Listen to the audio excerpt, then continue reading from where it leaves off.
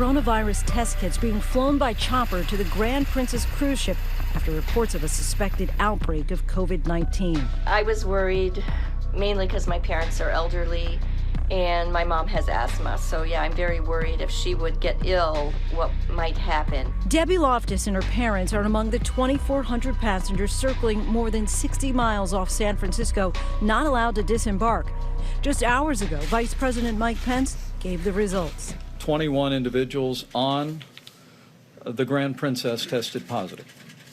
Among those were 19 crew members and 2 passengers. Right now, it's just numbing. It's just trying to process this information and see what our life holds in the next couple of weeks. Passengers now confined to their rooms. All passengers and crew will be tested for the coronavirus.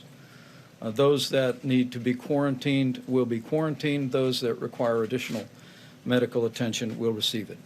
Outside the San Francisco hospital, they were setting up tents to handle any overflow coronavirus patients as the virus wreaks havoc across the country.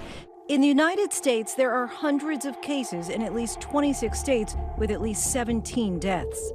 Daily life has been disrupted. The wildly popular Austin Festival South by Southwest now canceled, along with dozens of other large gatherings. And now a wave of school closures. Classes are canceled here. That means no classes, no practices, no after-school activities. And many employees are being told to work from home, including everyone at Apple headquarters in Cupertino, California, and Microsoft. In Hollywood, the release of the new James Bond movie, No Time to Die, postponed for 8 months. Where's 007? President Trump visited the Centers for Disease Control and insisted the federal government has the coronavirus outbreak under control.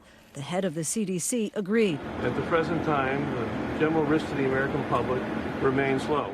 The hardest hit area is Washington State, where there have been more than 80 cases and at least 14 deaths.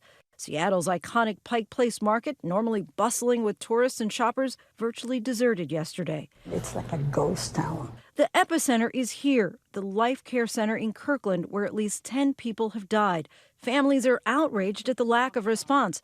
Pat Herrick told us after she learned her mother died, she got a second painful phone call. She said, I just want to check in with you and let you know that your mother's doing fine, that she doesn't have a temperature. I said, that's my mom died at 3:30 this morning.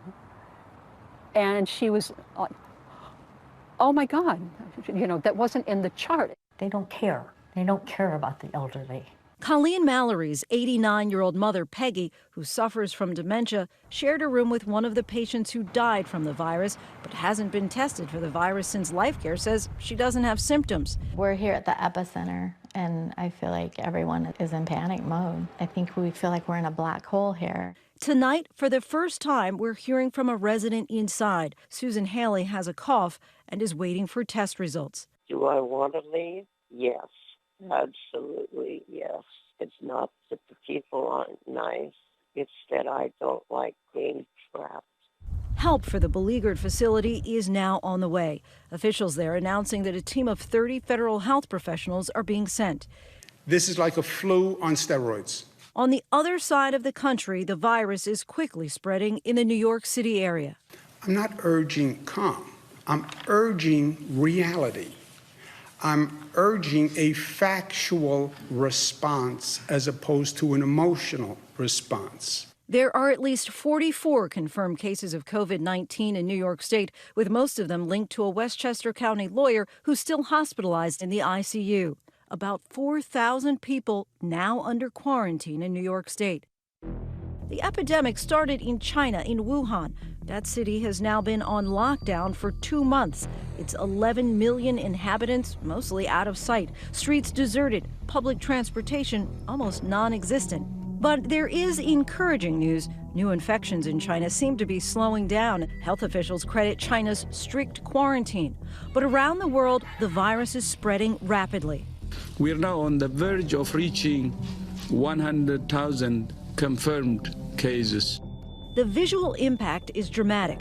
Iconic sites around the globe now empty. This is Mecca in Saudi Arabia before and now. To the Spanish Steps in Rome, normally crowded with tourists, now empty. And Beijing's Forbidden City, once packed, now seemingly desolate. The rapid spread of the virus also impacting the global economy. From toys to clothing to gardening supplies, companies across the country rely on Chinese factories now shut down by the outbreak. About 85% of our products have something in them from China. The great majority of goods in bridal are manufactured in China. Things are taking longer than ever. It is what I call an economic pandemic, and that is it's global in scope, and our efforts to contain the virus and stop the spread of it means shutting down factories, shutting down schools. The consequences have been devastating, especially for travel. The airlines anticipating losses of more than $113 billion in sales as travel and hotel bookings plunge.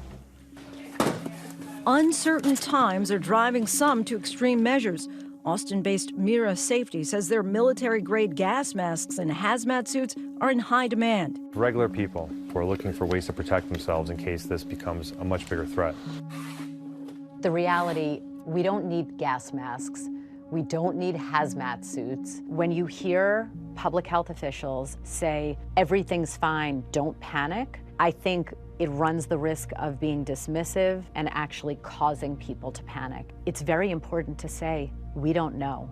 You have this chronic high level of anxiety over, am I going to get infected with coronavirus? You have people going out, trying to stockpile on masks, trying to stockpile on food for months. We just get dry food and also a lot of frozen food. The end of the line for the toilet paper and paper towels is right here.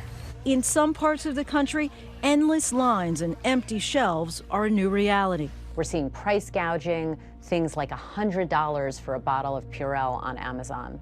Amazon now vowing to crack down on price gougers, blocking sellers' accounts. This is hysteria. It's only going to make people panic more. Controlling the hysteria with sound communication, with facts, is going to be very important. What we're seeing now is some things that are done out of fear that might be counterproductive. With the virus continuing to spread, experts say facts, not fear, is the best path forward. We're all in this together. These outbreaks kind of show us our common humanity, and we really do need to fight them as a species. Be sure to tune in to GMA tomorrow for continuing coronavirus coverage. Hi, everyone. George Stephanopoulos here. Thanks for checking out the ABC News YouTube channel. If you'd like to get more videos, show highlights, and watch live event coverage, click on the right over here to subscribe to our channel. And don't forget to download the ABC News app for breaking news alerts. Thanks for watching.